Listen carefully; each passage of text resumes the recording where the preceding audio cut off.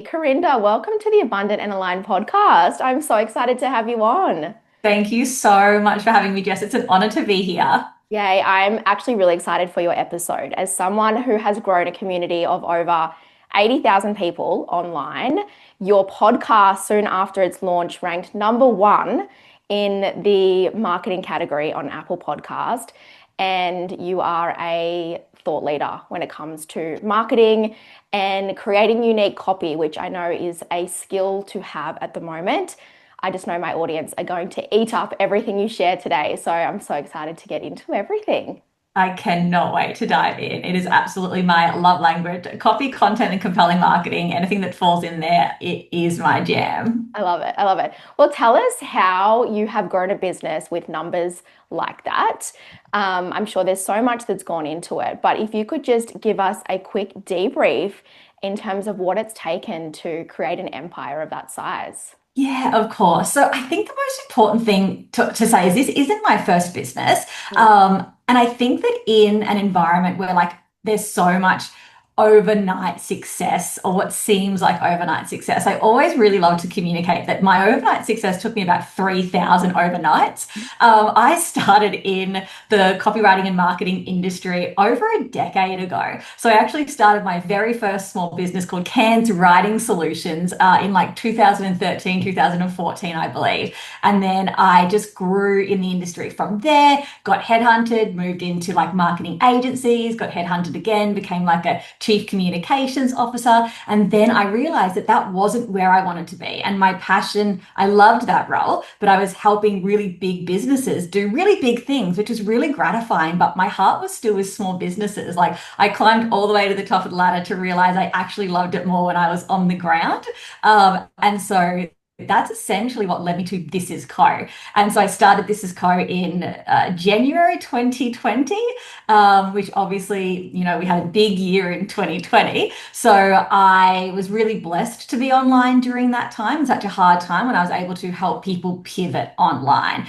And This Is Co has really grown from there. So I took everything I kind of knew from my background in marketing and just really brought that forward. And if I had to say what helped me grow the most, at This Is Co, it's the thing I always talk about. It's just knowing your ideal customer so well that anything you say sounds like you've been reading their diary because you literally have been. And online and in our offers as well, that is the most important thing to truly actually break through. We can use all the hacks we want, we can use all the hooks we want, we can use all the trending audio, but if what you're saying doesn't actually hit someone at the head or heart level, it is never going to matter.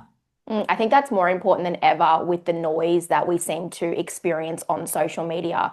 We've had some pretty raw conversations on my podcast recently about content starting to look the same. Everyone jumps on the same trends. So I think the ability to cut through that by knowing your client and knowing how to speak with them without using the fluffy language that everybody else in your industry may be using is a skill that is going to make you thousands, if not millions, in your business. And we've got the woman here for the job, so I love that. Now, before we get into picking your brain about copy and marketing, I am a mindset girl. I love the mindset aspect to business. So I would love to know, has that come into play during your business journey? If so, what has that looked like for you?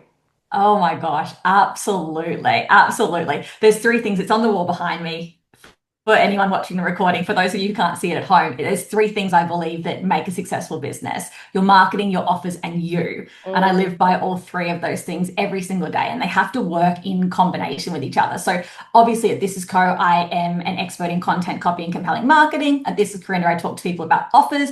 And as a whole, I'm like your beautiful self, really, really, really like understand that you are the engine behind it all. And it's so important for you to be lit up and aligned and have the right mindset. And I would say that mindset, like one of the biggest things that when I reflect on this journey and everything that's gone into it, the biggest mindset, I think, breakthrough for me that's carried me this far is just really not being attached to outcomes Mm. and being attached to processes, and really wanting to make sure I do a process to the best of my ability and know that it's the right process and be the best person while I'm doing that process. So really looking after like my health and wellness and happiness and all of those types of things, and really detaching from the outcome and just understanding that just moving forward is winning. And so every time I move, I win, whether I win in terms of getting insights from something or whether I win from getting outsights from something, like an outcome, sorry, I'm still winning. And that's something I carry with me all the time because it's tough, right? Being in small business and we do something and, some people might use the word it fails or it flops or whatever. And that can really get us down. It can really break our momentum and get us in our heads. And that I often see that's because we were attached to the outcome. The Mm. thing that we did, we expected to end in a certain way instead of being really open to how it will end. Did we get an outcome or did we get insights? And so I really try really hard to practice that. And I think it's really helped me to persevere in a tough industry. Mm. I love what you said there in terms of just enjoying the progress and looking at moving forward as a win. I think with the vanity metrics online, people get so attached to the views and the followers and that number behind Yeah, that piece of content, forgetting there are so many other pillars that make up a successful piece of content. And one of those is the fact that you went out and you come up with the idea, you actually created the content, you got it out there, you potentially spoke your voice, you had an idea, whatever it may have been, like that in itself needs some more recognition, right. regardless of what that number looks like at the end of the day. Exactly. And it's all stacking as well. So, particularly in the content world, when we put something out and we don't see it get those vanity metrics, what we don't see in the background is the stacking or compounding effect that that has on our brand, on our silent audience, in our portfolio, because our Instagrams literally need to be understood as portfolio. It's all like front doors of our business. And whatever it gets pushed out that day, sure, we want to work with the algorithm to make that happen to a certain extent. But what we've got to understand is how can we pull people to our pages to see all of that content there stacking together. And so again, every time I put a piece of content out, even if it's my worst by vanity metrics ever, it's that sanity metric of like, I believe what I said, it has a place in my strategy. Someone's going to see this in 2 weeks, 3 weeks, 4 weeks time when I pull them to my page in another way. And it is all going to go to show them why I am the one for them. And again, like when I see people delete pieces of content or stop showing up because they're not getting the reach, and I'm just like, you don't understand what you're actually building foundationally right now. Like, genuinely keep going. And there's a result that could come that doesn't involve those vanity metrics. I've actually just experienced that in my business. We've been playing around with a new style of content, and I feel when you jump on a new style of content, it sometimes takes a little while for it to catch up. Now, if you were to look at the number of views that we got, likes, engagement, that piece of content has sucked. But Yeah, what's happening behind the scenes is I've been getting booked for all of these incredible speaking opportunities and podcast interviews. And it's 100% because of this new style of content that we've been playing around with. So it's always got the potential to create something much bigger yeah, than that number on the screen that we're seeing. I love that. exactly. Now, I would love to kick off with your insights when it comes to incorporating more of your personality in content when you have a business. Because I know there have been studies that have confirmed that personal brands are getting more traction than business facing, online Yeah, presence. But I know a lot of my custom clients struggle with having the business front to sell their offer, but then bringing in more of this personality and their personal brand. And it always comes back to the question, how much of myself and my personality do I share online for it to have that flavor, but then not just be an influencing account and lose the fact that I'm yes. here to sell? I love this question. So we actually did this in the Content Mastery Club. So I'll walk you through a little visual exercise of how I really like to explain this because it is so important that we have authenticity mixed with strategy. Mm. And so what I like to imagine is like two circles side by side. And one circle is your ideal customer, one circle is you. And you have traits, beliefs, values, situations, demographics, psychographics, right? So the things you like, the things you think, the things you do, the way your family is structured, the lifestyle you live. And they have those things as well. And what I love to do as a business brand who wants to infuse a personal brand is look to where those circles start to overlap. So then if you were to overlap them, what are the similarities in that? So you may both have the same family structure, right? So you have children, you may have the same beliefs, you may live in the same regions, you may experience some of the same things.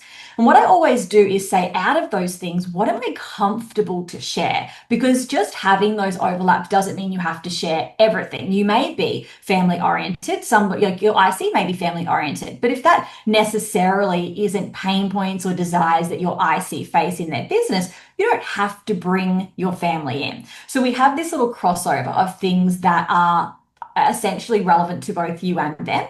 We go through and eliminate what you're absolutely not comfortable with. And then we're left with a set of elements that are actually going to be really interesting to your people on the other side because they see themselves reflected in that. And our content is always a mirror of our IC. And then you get to show them in relation to your niche elements of those things. So I always ask myself, okay, so my IC and I share the same lifestyle. We share some of the same beliefs. We share some of the same like mental health considerations or focuses. So I always ask myself, how can I take this element of who I am as a person and mirror something back to them, a pain point they've had, a desire that they have, an aspiration they have, something that they can find relatable that actually happened in their day. And then is there a lesson or a learning or a piece of thought leadership or a piece of hope or a piece of aspiration that I can show them around this? And this is essentially how I recommend that people build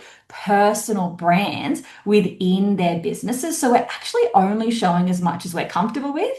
We're only ever choosing things that are relevant because of that circle. If it's irrelevant, it's not in the crossover. And then we're really making sure that we use it as a mirror to show that person why you are the right one for them and how this relates to the niche. And I think when we do that, obviously it has a few steps to it, but when we break through that clarity, personal brand in business is actually so strategic and so fun as well because everything that we share, we can really see it driving our businesses forward as well, which obviously we all want. Yeah, I love what you said. Find the lesson in whatever it is that you're doing. So, I don't know, one element that I share with my ideal client is this freedom-based living, going down to the beach in the middle of the day and just being there.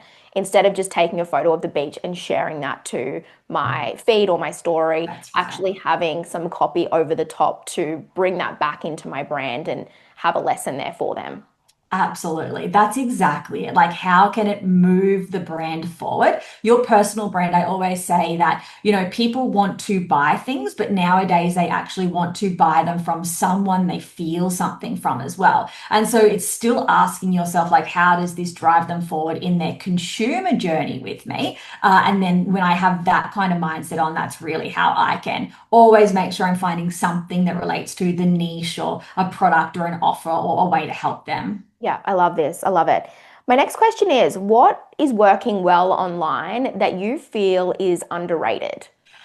Oh, that's such a good one. Content that doesn't get big results. Mm, And we do not talk about that enough, right? So I have 5 pillars in my business when I teach content. And essentially, the further along the pillars we get, the less engagement and the less reach I literally expect them to have. And so I have to really help people around this mindset of I am telling you to post content types that are going to get less engagement, less views intentionally, because this is actually what builds businesses, not what builds content creators. For a content creator, our goal is always to keep people on the platform, always to keep them engaged. We're getting paid by the platform or by engagement or by brand deals or whatever that may be, I guess kind of like unnuanced overview. There are some content creators who sell products, but overall, this is what content creators do.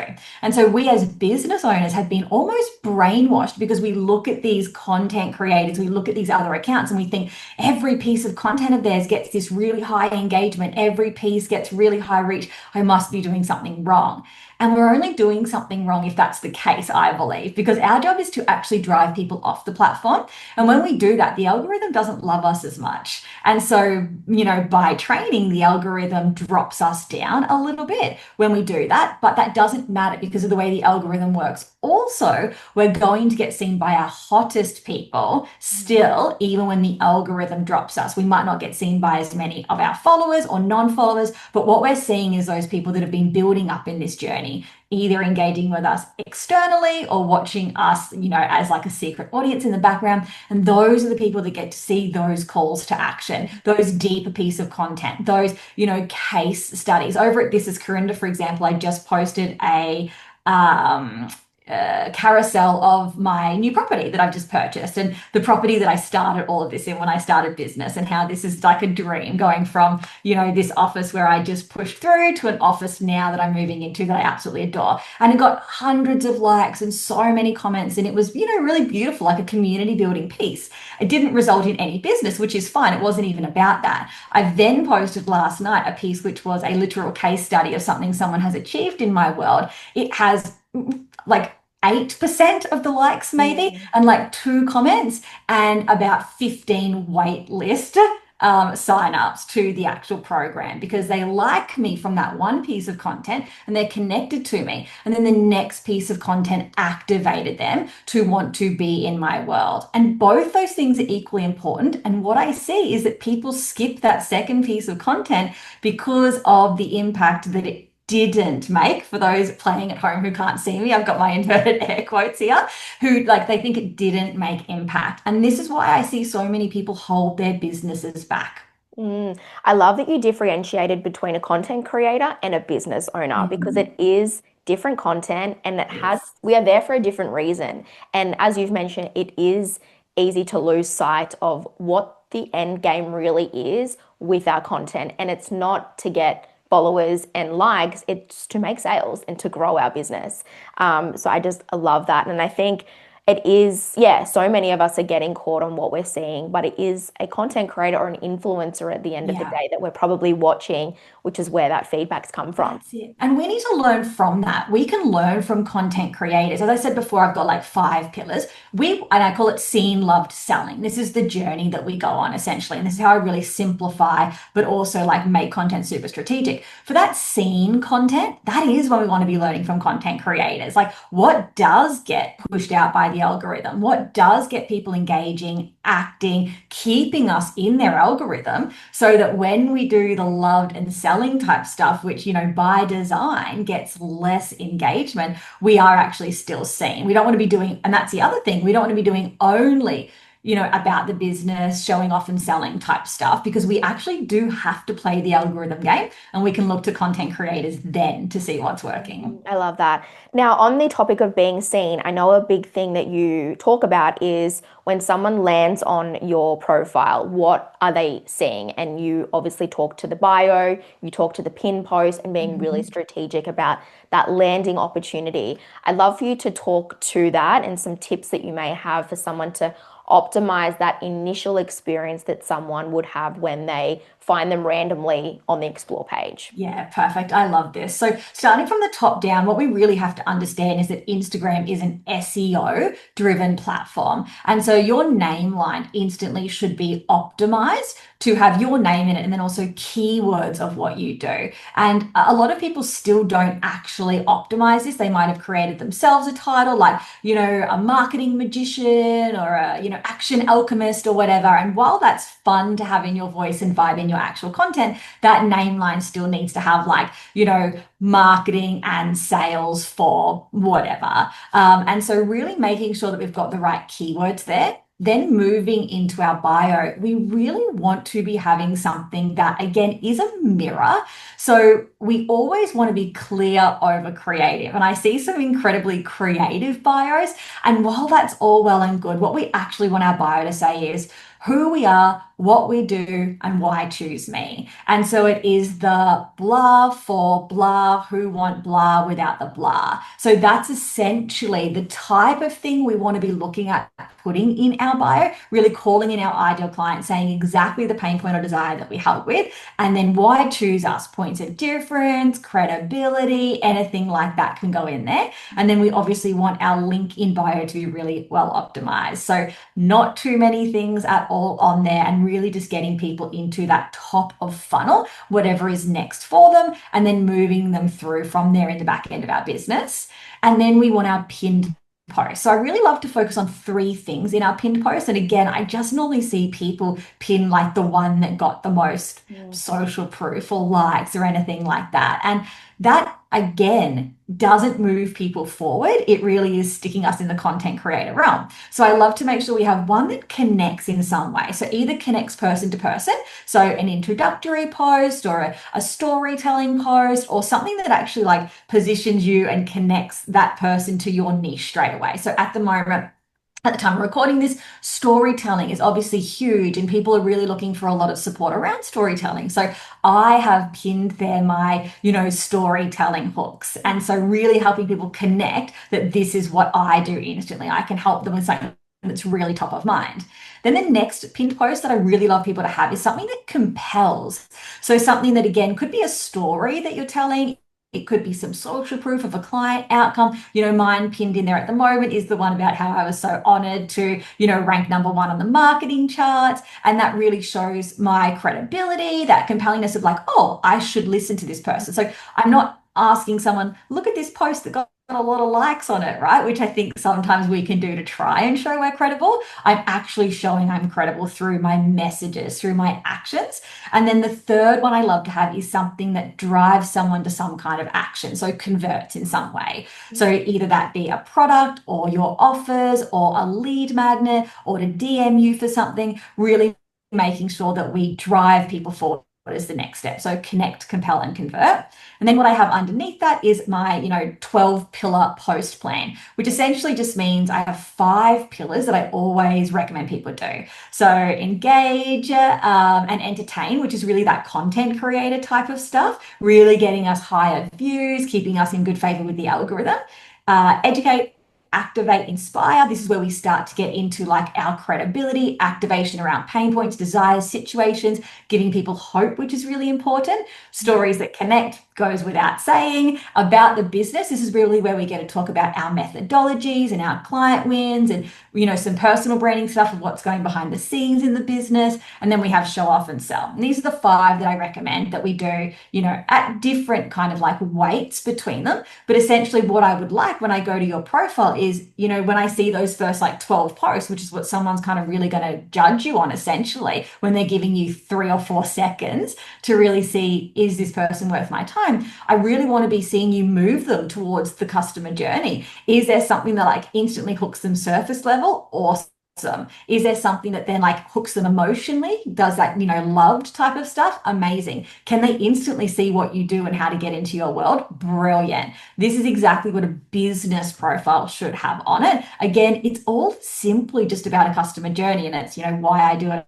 I do it. This is seen, loved, selling. And this is exactly what we want to be focused on. And that's what every single one of these things do. Help us get seen, help us get loved, and help us get selling. Love this. Now, for someone who sells multiple offers and maybe they do shift in terms of the ideal client it serves and the outcome that particular offer helps them with, would you recommend they come through and optimize their bio each time? Obviously, the pin post would probably change, but when it comes to the bio, should that really be geared towards the offer they're launching at the time? Or are we still finding more of an umbrella bio that could serve all the different offers that would come through throughout the year? When people have multiple offers for multiple like client avatars, I do recommend they still have one USP or one magnetic brand message that calls in everybody at that one time. So that highest level umbrella that we can get, we can definitely change our pinned posts for whatever it is that we are selling at that time. But I like to keep that brand message consistent overall. And that's part of that thought leadership. So imagine, in my world, I help with content, copy, and compelling marketing. And Mm. so if I was to change my bio to say, like, I'm an expert copywriter one day, and then the next week I say that I'm really good at content marketing, and then the next week I'm talking about compelling marketing as a whole, I probably wouldn't be here with you today, Jess, right? Because I lose that thought leadership. Like, who the heck is she? What the heck does she do? So Yeah. it's much better to have some kind of brand position that takes them all in. Like mine is helping women in small business get seen, loved, and selling through content, copy, and compelling marketing with complete ease. So, this is my umbrella brand message that actually encapsulates all my thought leadership in this realm and the people I can help in one go. And so I'm still going to call in those people, but let's say I was opening doors to my content mastery club again. Those pinned posts might change for what's inside that space. Let's say I've decided to do a completely different offer on like AI bot building because that's something I do as well. Maybe my pinned post would just change at that point. Like, do you want to get seen, love, selling with content, copy, and compelling marketing? The number one thing you can do right now is build bots that help you with that. Mm. Here's some information about bots. So really bringing that back to that brand message, but it should always fit under there. The Yeah. only time I recommend that you do change your bio is when you're having like massive flash sales. Like Black Friday, everyone should be changing their bio to like 50% off my content kit only for Black Friday. Hit the link in the bio right now, 2 days to go. Yeah. Like that's the only time we would really change that up. Yeah, okay, amazing, very helpful. Now, moving through to copy, we have been having a lot of conversations on my podcast recently about attracting in those premium clients who don't need convincing, they don't need you to drag them through that buyer journey. They are ready, they are already seeking the outcomes you help them with, they have the money to spend. It's just about positioning yourself properly. I would love to know what advice you would give to someone to shift their copy to start speaking to those more premium clients who are ready to buy. They just need to make sure it's the right brand to actually buy from.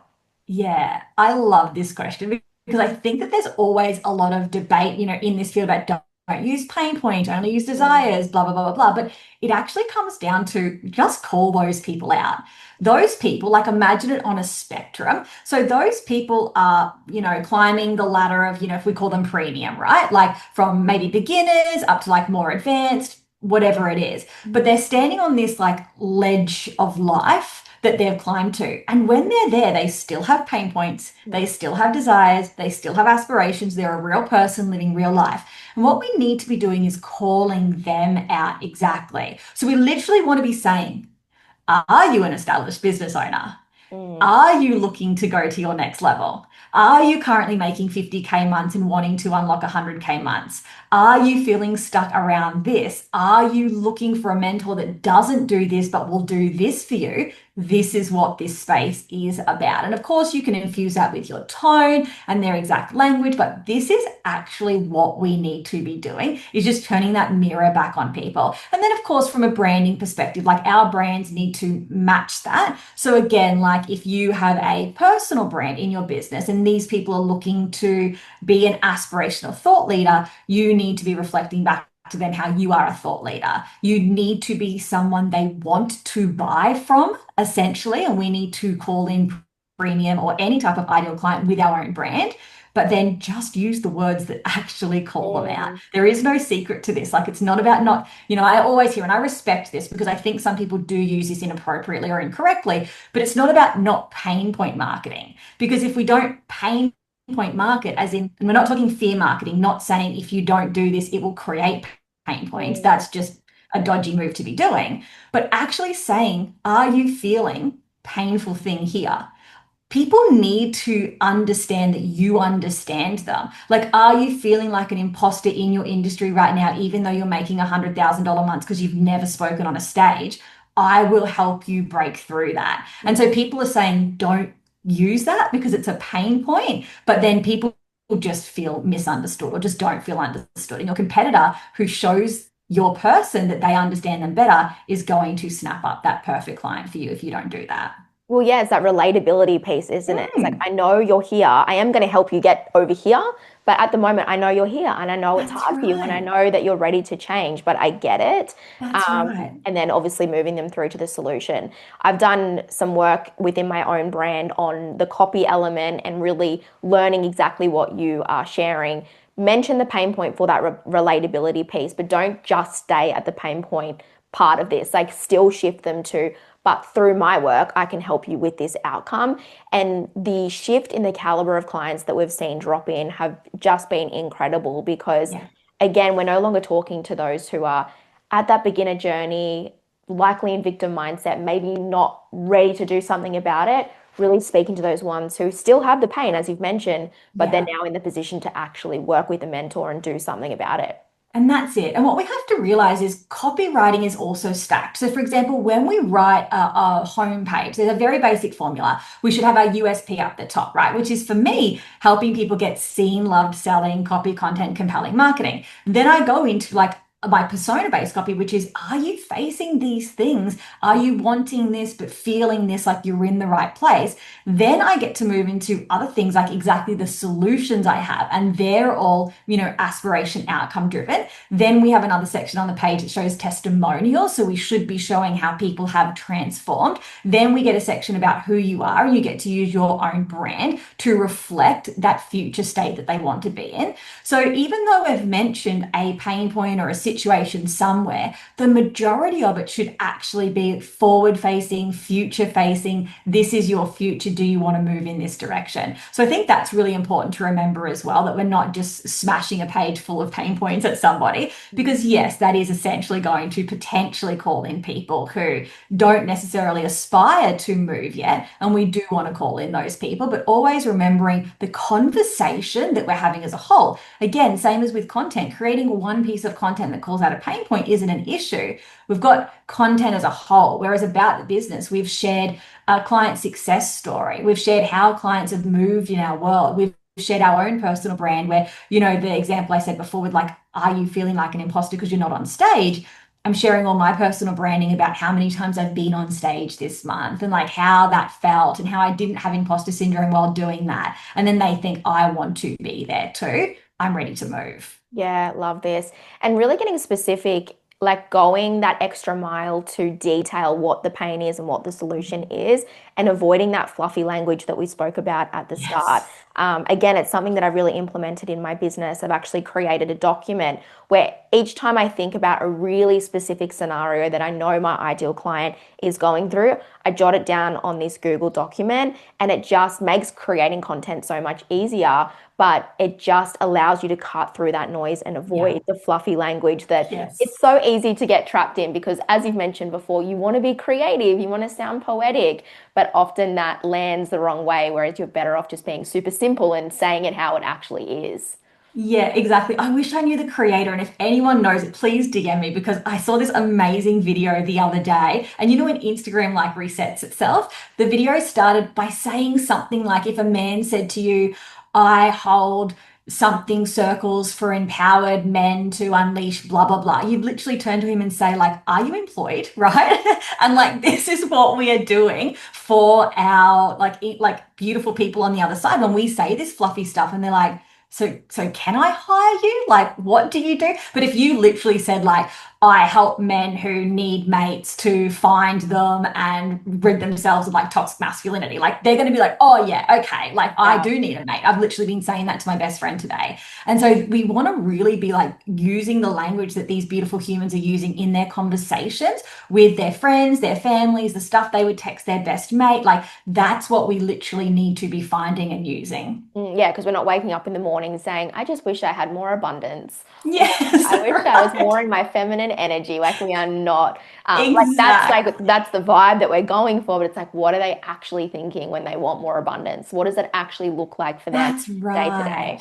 And we can teach people throughout our value ladders what the correct terminology is for things. Mm, Because, yes, maybe using the word abundance or detaching from this or childhood trauma, like maybe those are the right words, but if they're actually not problem solution aware and correlating their problems and solutions with that exact, let's call it for what it is, sometimes jargon at mm. that time, you are losing people. If people need to be using the correct words when they're later in your containers or offers, that's fine. Take them on that journey. But in marketing, unless your people are already there, it is literally one of the worst things that we can be doing. Yeah, so true. Now, I would love for you to talk to. I've seen a lot of updates online about the stories. Like Instagram's done something to stories and it's exciting. And like, what does that mean for all of us? And I'd love your views on what has happened. Yeah, such a good question. So essentially what we had over the last, Adam Azeri said it's 3 years. I certainly haven't seen it for that long, but who am I to question him? In the last probably 12, 18 months, what we've seen is story sequences take a nosedive. So when you had posted essentially more than one slide on your Instagram stories, they took a nosedive. And so what he has essentially come out and said is that they recognize this has been an issue and they have actually fixed that. So by default, or what we understand is that if your stories are engaging, they will no longer be penalized for just being multiples. And that's a really great thing because our stories are one of the places that we can actually best compel and best convert. Our feed is great for that, but our stories are as well. Stories are kind of like the email, I think, of the marketing world, where email, we see these massive ROIs. I find stories are the same. But this had like deflated that a little bit, and we were needing to, in a way, like hack the stories algorithm by putting a single story up that got lots of engagement, and that would reach normal or exceed normal numbers. And then any sequences would really take a nosedive. And I was still doing them because, again, even if it's 100 people seeing it instead of 1,000 and it's a deeper message, it's still worth more to me than what the 1,000 people saw. But he's now come out in a nutshell and said that will no longer happen. So we can confidently use stories again in sequences, which is nice. I've actually been testing this out in the last couple of days, and sequences have definitely come up in views, which is great. But what's also still really nice is that single story little hack is actually still working. So we've kind of got best of both worlds. So sequences have now come up in delivery, but I did a single story slide a day or two ago. And essentially what that is one slide, as it sounds like, nothing else on your story. So your stories are completely expired, one slide up, and then no other stories for the next, 23 hours, 59 minutes until that expires. And on that story, call people to do something. Set up your many chat so they respond with a word to you. And that essentially is going to push that like exponentially far compared to what you normally get. So, we're talking about I might reach 500, 1,000 people in a day with my sequences. I'll reach 10,000, 15,000 when I do a single story like this. But the trick is it has to be engaging. It cannot just be a slide that no one does anything, have them tapping something, voting on something, using the slider, DMing you a word, and yeah, you still get, to this day, massive reach. That's really good to know because I do love stories. I feel like it's such Yes. I feel more personal way to connect with my audience. And on the story sequence aspect to this, do you have a strategy that you recommend to people? Because I know I'm bad for this. I kind of wing it when it comes to my stories. We're a little bit more strategic on the feed, but then we're just doing whatever on our stories. And as you've mentioned, it's such a powerful way to connect with our audience and compel them to actually buy from us. So, for someone Yeah. who really wants to take stories more seriously, what would be your advice? I love it. So I've kind of got, back in the day of Instagram, if you remember when it first came out, how it would be like Motivation Monday, Tip Tuesday, like, and I know that this is so antiquated, but the actual way that I approach my stories to make sure I'm sharing a variety of stuff is actually with that same mindset. So I serve on my stories to go deeper, and then I sell on my stories. So just talking about how I serve, I literally ask myself, how can I motivate my audience and make myself available today? What is some tips that I can share on Tuesday for credibility? Workplace Wednesday or Work It Wednesday is like literally showing more of the behind the scenes. Thursday, I really try and be engaging, like a talking head or like ask a question to my people, have them voting on something. Then Feel Good Friday is really like aspirational, maybe show them something I'm doing in my personal brand. And then like Go Wild Weekends is really about bringing more of that personal branding through. And I know it sounds funny because we're so anti this on our feeds, but it actually works really well in stories. And then I sell at least 3 times a week on top of this. And I sell in a really specific way where I make it engaging and compelling. So I'll start with a story. I'll be like, oh, today, like this happened to me. 2 years ago, I wouldn't have been able to do it this way. What changed for me? My method around blah. This is the method. If you want this method, by the way, you can come and get it in, like this program or this lead magnet or whatever it might be. And so I'll tell stories, I'll tell transformations, I'll overcome objections, I will show social proof, I will show like education and credibility or activation, always starting with something interesting or engaging to that person, and then connecting that to an offer with a really clear CTA on the end. And I'll do that, as I said, about 3 times a week.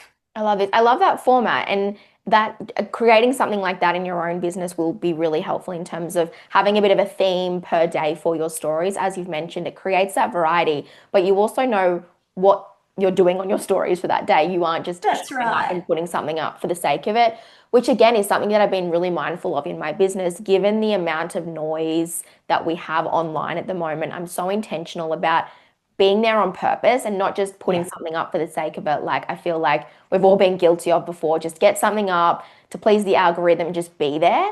But I would rather not Yes. be there, or if I don't have anything valuable to add. Yes. So I think like having some theme days like that, it's really going to help them wrap their head around what's the intention behind this piece of content, whether on the feed or on the stories. That's right, because these are strategic, right? So when we are like motivating and making ourselves available, it is that visibility. When we are actually sharing our credibility on Tuesday, that is important. When we are taking people behind the scenes, like this builds trust and transparency. So these are really important things, but it just means I'm never opening my Instagram being like, oh God, what am I going to share today? Like I've got some kind of like point to jump off from. Yeah, I love that. My final question, I'd love to just rack your brain on. You talk a lot on your social media about your $5 ad strategy. I Yes. know you talk about that in your offers in a lot more depth, which we'll get to in a second, but I'd love to hear more about that.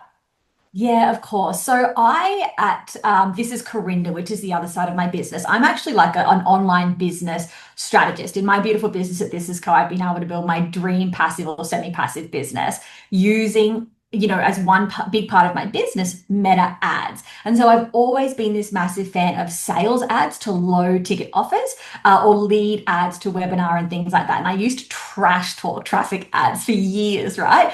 And then that's because essentially I knew that we could use organic content to get really amazing reach. And that's what one of the things that I was really teaching and preaching. But now we know organic traffic looks a lot different. And so the last 12 months, I've really been experimenting with traffic ads, but more importantly, how we can use traffic ads to get the content that we're already making on our Instagram seen. So not putting any extra strategy or any extra content load on people. Like you need to increase your reels to 3 a day, or you need to chase trending audio. It's like, how can we do this smarter?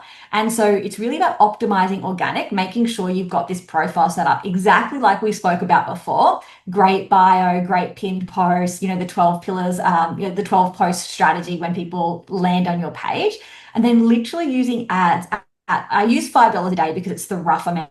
You can actually do less, you can do a bit more, but a really tiny budget, we're talking like $20, $30 a week, to actually strategically drive ads to your Instagram profile. And this is why I teach people to do that content in those 5 pillars, because it's like someone's going to come to your profile and binge it like Netflix and move forward into your world. So with lead ads or sales ads, we expect immediate results of some kind. We expect a sale or we expect a lead, like when we have our funnel set up, right? With traffic ads, it's a little bit different. We actually just want exposure. So they don't necessarily make you immediate leads, they don't make you immediate sales, but they just get your content seen. And then it allows your content to do the job it's supposed to with more eyeballs on it. So this is something that I've been using and my community have been using with massive success. So I have to apologize for traffic ads whenever I trash talked them. I am absolutely a fan now. And I think that while the algorithm's doing what it does, we need to keep playing the algorithm game. We need to maximize our reach where we can, but we also need to realize we are the CEOs of our business and we need to take control. And, this comes from big business. When we were sitting there thinking, how do we need more traffic? How do we get more clients? How do we get more acquisition? It wasn't, let's go dance on a video. Like, let's find the latest trending audience. It was like the marketing team have that covered. What else can we Yeah. do? And so we have to wear that hat in our business. One of these strategies of what else can we do is certainly, pay to play within our small business budgets, and traffic ads are great for that. And the piece of content that you would put some ad spend behind, would you suggest something that's already performed quite well organically? Is that how That you judge that, or? Yeah, absolutely. It definitely can be that, but I have a very strategic approach to this. Where in business, we get seen, loved, and selling.